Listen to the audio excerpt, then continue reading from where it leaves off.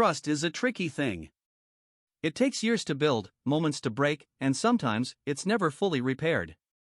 For me, trust was the foundation of my entire relationship, something I thought would never be shaken. It's almost ironic to think back to the early days, where everything seemed so perfect. The laughter, the shared moments, the promises we made to each other, it all felt so real. So secure.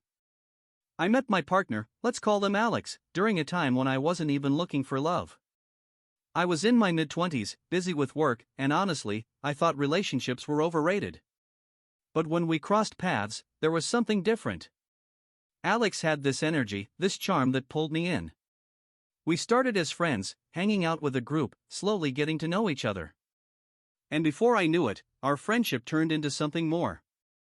We moved fast, but it didn't feel rushed. It was natural. Within months, we were inseparable, spending almost every weekend together. And the trust? It was there from the beginning. Alex had this way of making me feel safe, like they would always be there for me no matter what. I didn't have to question their intentions, and that was a rare feeling for me. I had been hurt before, so trust wasn't something I gave easily. But with Alex, it felt different. It felt right. Friends and family often commented on how perfect we seemed together. Couple goals, they would say. And in a way, I believed it too. Sure, we had our disagreements, every couple does. But we always managed to talk things through, to come out stronger. Or so I thought. Looking back now, I realized there were red flags that I ignored. Small things. Subtle changes in Alex's behavior that I brushed off because I didn't want to see them for what they were. They started staying out later, making excuses about work or needing time alone. At first, I didn't think much of it. We all need space, right? But soon, the excuses became more frequent, and the time spent apart grew longer. I confronted Alex once, asking if everything was okay. They reassured me, told me I was overthinking it, that they were just stressed. And like a fool, I believed them. After all, why would I doubt the person I trusted most? It was easier to believe the lie than to face the possibility that something might be wrong. But the truth has a way of revealing itself, no matter how much you try to hide from it. The turning point came on a random Wednesday night. I remember it so clearly because it was the first time I felt that sinking feeling in my gut, the one you can't shake no matter how hard you try. Alex had been distant for weeks, and I couldn't ignore it anymore. I decided to go through their phone, something I had never done before. I wasn't proud of it, but I needed answers. What I found shattered me. Messages. Hundreds of them. Late-night conversations with someone I had never heard of. The kind of messages you don't send to a friend. Flirting, talking about meeting up, even plans to spend weekends together. My heart raced as I scrolled through, each message worse than the last. It was like a nightmare, except this time, I couldn't wake up. I sat there, numb, trying to process what I had just read. How could this happen? How could someone I trusted so deeply, someone I had built my life around, betray me like this? I felt sick. My world was crumbling, and there was nothing I could do to stop it. When Alex came home that night, I didn't say anything. I couldn't. I was too broken, too confused. I stayed quiet, pretending like everything was normal, even though I knew it would never be normal again. The days that followed were some of the hardest of my life. I kept replaying the messages in my head, every single word feeling like a dagger in my heart. I couldn't sleep, couldn't eat, couldn't think straight. All I could do was wonder how long this had been going on and why I hadn't seen it sooner. But the worst part wasn't even the betrayal itself. It was the silence. I didn't confront Alex right away. I don't know why, maybe I was scared of what would happen if I did. Maybe I wasn't ready to hear the lies that would inevitably come out of their mouth. Or maybe I was just trying to hold on to the last bit of denial I had left. I kept going through the motions, pretending like everything was fine. It was exhausting. I would put on a fake smile when we were together, but as soon as Alex would leave the room, I felt the weight of it all crashing down on me. It was like I was living two different lives, the one where I pretended everything was okay, and the one where my heart was shattered into a million pieces. It wasn't until a week later that I finally hit my breaking point. I couldn't keep the secret anymore, couldn't keep living this lie. I had to know the truth, even if it destroyed me. So, I decided to confront Alex. I waited until we were both home, sitting in the living room. My heart was pounding in my chest as I tried to find the right words. I could feel the adrenaline coursing through my veins, but at the same time, there was this eerie calmness about me. It was like I had been preparing for this moment for days, and now that it was finally here, there was no turning back. "I need to ask you something," I said, my voice barely above a whisper. Alex looked up from their phone, clearly not expecting the intensity in my tone. "What's up?" they asked, sounding casual, almost indifferent. I took a deep breath, steadying myself. "Are you seeing someone else?" The question hung in the air like a storm cloud, heavy and ominous. Alex froze, their expression shifting from confusion to something I couldn't quite place. Was it guilt? Fear? I couldn't tell, but it was enough to make my heart sink even further. "What? Where is this coming from?" Alex's voice wavered, but they quickly tried to cover it up. "You're being paranoid. Why would you even think that?" I couldn't hold back anymore. "I saw the messages, Alex." I know you've been talking to someone else." For a moment, it felt like time had stopped. Alex's face went pale, and I could see the gears turning in their head as they tried to come up with an excuse. But there was no going back now. The truth was out in the open, and there was no denying it. Alex stammered, looking down at the floor. "It's not what you think." I felt a surge of anger rise up in me. "Don't lie to me. Don't stand there and try to make me feel like I'm crazy when I've seen the proof. How long has this been going on?" Alex still wouldn't look at me. "A few months," they finally admitted, their voice barely audible. "But it doesn't mean anything. It was just a distraction. I never meant for it to go this far." I couldn't believe what I was hearing. A distraction? Is that all our relationship meant to them? I felt like the floor had been ripped out from under me, and I was free falling into an abyss of betrayal and pain. "How could you do this to me?" I asked, my voice cracking. "After everything we've been through? I trusted you."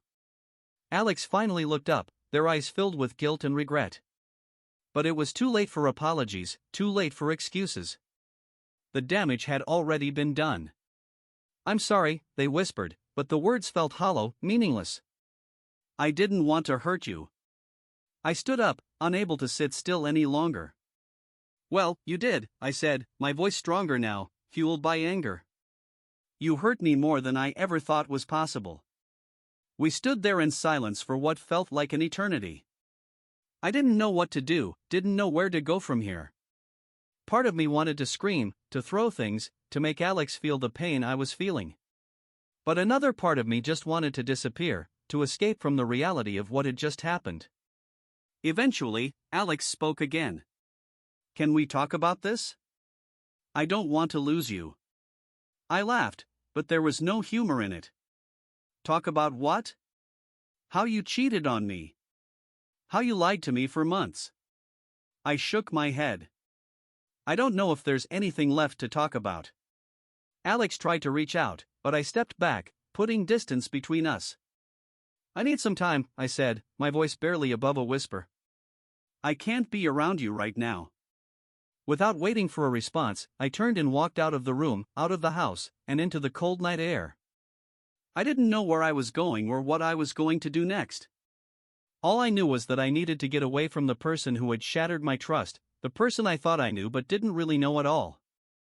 I walked for what felt like hours, the cold air biting at my skin as I tried to make sense of what had just happened. My mind was a chaotic mess of thoughts and emotions: anger, sadness, betrayal, confusion. It felt like I was drowning, gasping for air in a sea of hurt that threatened to pull me under. I found myself at a nearby park, the same one Alex and I used to visit when we first started dating. The irony wasn't lost on me as I sat down on one of the benches, staring blankly at the empty playground. This place used to bring me so much joy, but now all I felt was a hollow ache where my heart used to be. The reality of the situation hit me like a freight train. Alex had cheated on me, and I didn't know if I would ever be able to forgive them. Trust is the foundation of any relationship, and once it's broken, it's almost impossible to rebuild. I didn't know how we could ever recover from this. But then again, did I even want to? I sat there, lost in my thoughts, as memories of our relationship flooded my mind. The good times, the bad times, the moments that made me believe we were in it for the long haul. I had thought Alex was the one, the person I was going to spend the rest of my life with. But now everything felt like a lie. After what felt like hours, I finally made my way back home. The house was dark and quiet when I walked in, and for a brief moment, I thought Alex had left. But then I saw them sitting on the couch, staring at the floor with a look of deep regret etched on their face. "I didn't know if you were coming back," Alex said softly, their voice barely above a whisper. I didn't respond. I couldn't. I just stood there, feeling the weight of everything that had happened between us. "Please, let's talk," Alex continued, their voice pleading. "I messed up, I know that. But I want to fix this. I'll do whatever it takes to make things right." I wanted to believe them. I wanted to believe that we could somehow work through this, that maybe there was a way to heal the wounds and rebuild what had been broken. But deep down, I knew it wasn't that simple. Cheating isn't something you can just brush under the rug. It leaves scars, deep ones that take a long time to heal if they ever do. "I don't know if I can do this," I finally said, my voice barely audible. "I don't know if I can ever trust you again." Alex's eyes filled with tears, and for the first time, I saw real emotion from them. "I'm so sorry. I know I don't deserve your forgiveness, but I love you, and I can't lose you. Please, give me a chance to make it up to you." Hearing them say those words hurt more than I expected. It was as if Alex was just now realizing the gravity of what they had done, but it was too late. They had already broken something inside me, something I wasn't sure could be fixed. "I need time," I said, feeling the exhaustion wash over me. "I don't know if I can just go back to the way things were." Alex nodded, their expression filled with sorrow. "Take as much time as you need. I'll wait. I'll do whatever it takes." I didn't say anything else as I turned and walked to the bedroom, closing the door behind me. The silence of the room felt suffocating, but at the same time, it was the only thing keeping me grounded. I collapsed onto the bed, burying my face in the pillow as the tears I had been holding back finally spilled over. The days that followed were a blur. I distanced myself from Alex, unable to face them after everything that had happened. They tried to talk to me, tried to apologize again and again, but I wasn't ready to hear it. I wasn't sure if I would ever be ready. I confided in a few close friends, hoping they could offer some clarity, but their advice only made things more complicated. Some told me to leave, that once a cheater, always a cheater. Others said to give Alex another chance, that people make mistakes and relationships can be salvaged if both parties are willing to work for it. But I didn't know what I wanted. I didn't know if I had it in me to forgive, to move past the hurt and betrayal.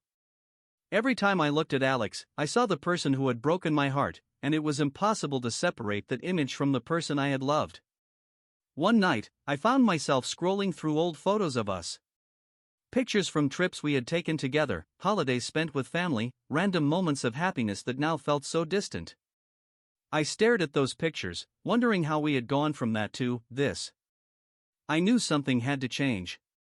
I couldn't keep living in this limbo, stuck between wanting to fix things and wanting to walk away. It was tearing me apart, and I was losing myself in the process. I needed a change of scenery. The familiarity of our home was becoming too much to bear, and every corner seemed to echo with memories of what we once had. So, I decided to spend a few days away. I booked a small cabin in the mountains, a place I had always found calming. I hoped that some distance and solitude would help me clear my head and give me the perspective I desperately needed. The drive up was long, and the winding road seemed to stretch on forever. By the time I arrived, the sun was setting, painting the sky in hues of orange and pink. The cabin was small but cozy, with a crackling fireplace and large windows that offered a breathtaking view of the forest below. It was everything I needed to escape the chaos of my life. The first night alone was strange. I felt a mix of relief and loneliness, like I was finally able to breathe but at the cost of feeling completely isolated. I spent the evening sitting by the fire, sipping on a cup of hot cocoa, and reflecting on everything that had happened. It was in this quiet solitude that I began to unravel my own feelings. I thought about Alex and the life we had built together. We had shared so many dreams, so many plans for the future. The thought of throwing all of that away was unbearable, but so was the idea of living in a constant state of distrust and hurt. The betrayal had shattered the foundation of our relationship, and I wasn't sure if it could ever be repaired. Over the next few days, I took long walks in the woods, letting nature clear my mind. I even tried journaling, something I hadn't done in years. Writing down my thoughts helped me make sense of my emotions and gave me a clearer picture of what I truly wanted. I came to realize that I needed to focus on my own healing before making any decisions about our future. One evening, as I sat on the cabin's porch, watching the sun dip below the horizon, I had a moment of clarity. I needed to stop thinking about what Alex had done and start focusing on what was best for me. I had to confront the reality that I couldn't force myself to forgive someone just because I wanted to. Forgiveness had to come from a genuine place, and right now, I wasn't there. I also realized that moving on would be a process. It wasn't something that could happen overnight, and it wasn't something I could rush. I needed to give myself permission to feel the hurt, to grieve the loss of what I had thought was a perfect relationship. With this newfound understanding, I decided to return home. I knew that when I faced Alex again, I had to be honest about where I was emotionally and what I needed moving forward. I couldn't make any promises about our future, but I could promise to be honest with myself and with them. The drive back was quieter than the drive up. I was more at peace with my decision, but also nervous about the conversation that awaited me. As I pulled into the driveway, I saw Alex waiting by the front door, their face filled with a mixture of hope and anxiety. I took a deep breath before stepping out of the car. I could feel the weight of everything we had been through, but I also felt a sense of resolve. I was ready to confront the reality of our situation and figure out the next steps, whatever they might be. "Hey," Alex said as I approached. Their voice was soft, almost tentative. "Hey," I replied, trying to keep my tone neutral. "We need to talk." Alex nodded and led me inside. We sat down in the living room, the same place where so many of our conversations had taken place. I could feel the tension in the air, but I also felt a strange sense of calm. This was the moment of truth, and I was ready to face it. "I've been thinking a lot," I began, trying to find the right words. "About us, about everything that happened. I needed to take some time away to clear my head." Alex looked at me with a mixture of hope and fear. "And what did you decide?" "I realized that I need to focus on my own healing right now," I said slowly. "I can't make any promises about our future, and I'm not ready to talk about forgiveness yet. I need time to figure out what's best for me." Alex's face fell, but they nodded in understanding. "I get it. I'll give you all the time you need. I just want you to know that I'm willing to do whatever it takes to make things right. I love you, and I want to fight for us." I appreciated the sentiment, but I also knew that love alone wasn't enough to fix what had been broken.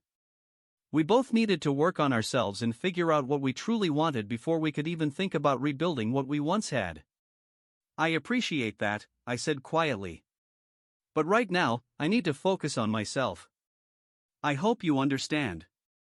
Alex nodded again, their expression a mix of sadness and acceptance. "I understand. Take all the time you need. I'll be here, waiting." As I left the living room, I felt a sense of relief mixed with uncertainty. The road ahead was still unclear, but I was starting to accept that it was okay not to have all the answers.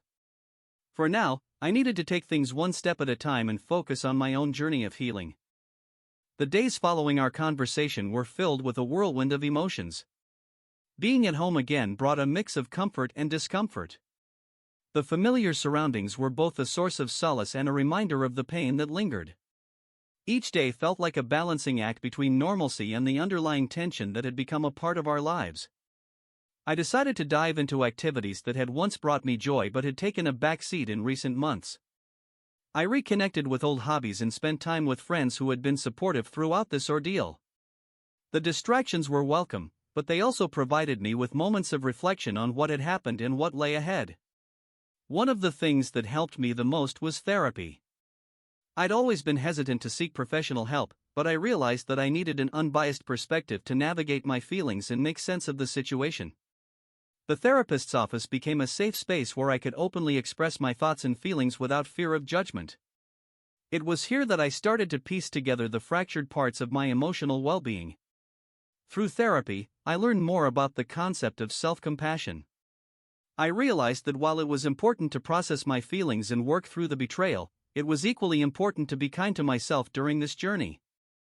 I began practicing mindfulness and journaling more regularly, which helped me stay grounded and connected to my own needs.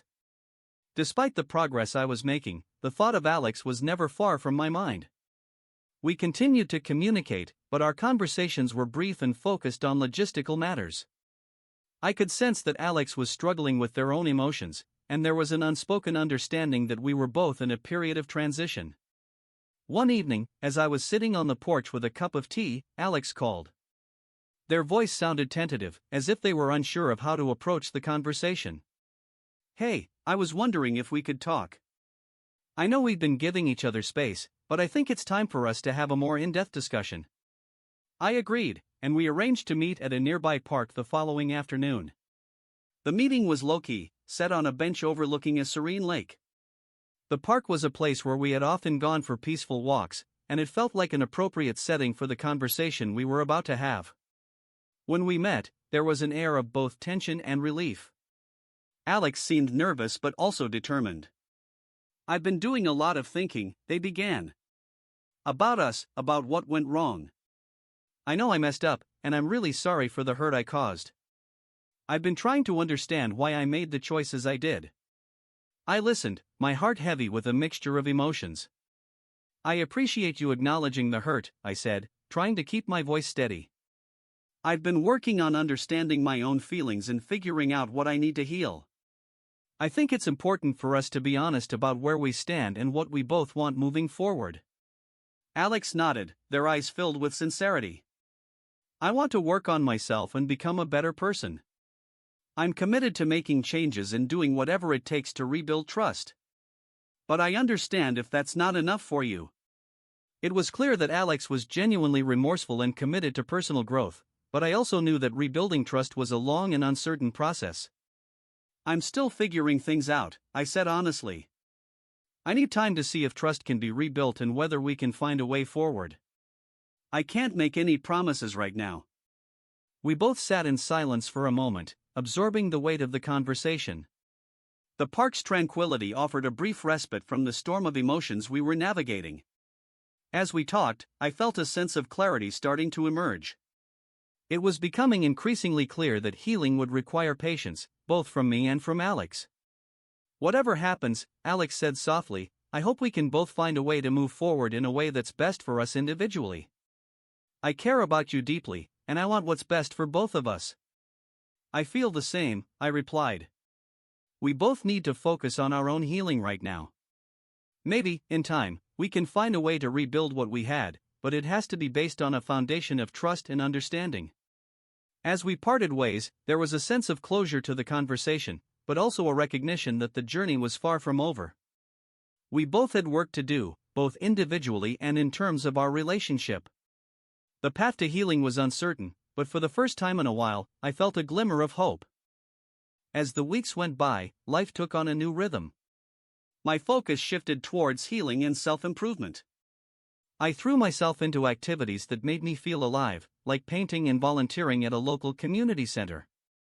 These pursuits not only provided a welcome distraction but also helped me rediscover parts of myself that had been overshadowed by the recent turmoil. During this time, Alex and I maintained occasional contact. We'd exchange messages about practical matters and check in on each other's well-being. The interactions were cordial, but there was an unspoken understanding that we were both navigating our individual paths. One day, I received a message from Alex suggesting we meet up for coffee. I hesitated at first but agreed, thinking it might be helpful to discuss our progress and where we stood. The meeting was set for a quiet cafe that had become one of my favorite spots. When I arrived, Alex was already there, sitting at a corner table with a thoughtful expression. They greeted me with a warm smile, but it was clear that both of us were still carrying the weight of the recent events. As we sat down, Alex began, "I've been doing a lot of soul-searching and working on myself. I've started attending support groups and focusing on personal growth. It's been a challenging but necessary process." I nodded, appreciating the effort Alex was putting into their own healing. "I'm glad to hear you're taking steps to work on yourself. I've been doing the same: therapy, self-care, and focusing on things that make me happy. It's been a journey of rediscovery for me as well." The conversation flowed more easily than I expected. We talked about our individual experiences and the insights we had gained. There was a sense of mutual respect and understanding that hadn't been present in our previous conversations. It felt like a small but significant step towards rebuilding a new form of connection. As we sipped our coffee, Alex brought up a topic that had been on their mind. "I've been thinking about the future, both for myself and for us. I understand that rebuilding trust takes time, and I'm willing to be patient. I'd like to explore the possibility of reconnecting in some capacity, but I also understand if you need more time." It was a delicate proposition, and I appreciated Alex's openness. I think it's important for us to be honest about our feelings and expectations. Right now, I'm focusing on my own healing and figuring out what I want moving forward. I'm open to exploring the possibility of reconnecting, but I need to be sure that it's the right decision for both of us. We continued to discuss our thoughts and feelings, and by the end of the meeting, there was a sense of mutual understanding. We both agreed to continue focusing on our personal growth and to keep the lines of communication open. It was a small step, but it felt significant in the context of our journey. As the months passed, I noticed positive changes in myself. I was more resilient and had a clearer sense of my own needs and boundaries. The support of friends, family, and therapy played a crucial role in my healing process. I also started to see Alex in a new light, less as the person who had betrayed me and more as someone who was working through their own struggles. One evening, as I was reflecting on the journey so far, I received a message from Alex. They shared an update on their own progress and expressed their continued hope for a positive future, whether together or apart. The message was heartfelt and sincere, and it reminded me of the growth we both had undergone. I responded with a message of encouragement and appreciation. "I'm glad to hear you're making progress and taking steps towards personal growth. I value the journey we've both been on, and I hope we continue to find healing and happiness in our own ways." As the seasons changed, so did my perspective on life and relationships. The journey of healing had been long and challenging, but it was also transformative. I found myself more at peace with the past and optimistic about the future. One day, I received an unexpected invitation to a mutual friend's wedding. It was an event I had been looking forward to, a chance to celebrate and reconnect with people who had supported me through the tough times. I debated whether or not to attend, especially considering the possibility of seeing Alex there. Ultimately, I decided to go. The wedding was a beautiful celebration, filled with joy and laughter. As I mingled with old friends and made new acquaintances, I felt a sense of normalcy and happiness that had been absent for a while.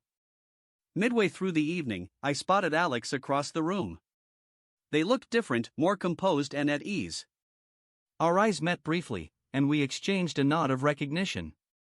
I wasn't sure what to expect, but I decided to approach them with an open mind. "Hey," I said, trying to sound casual.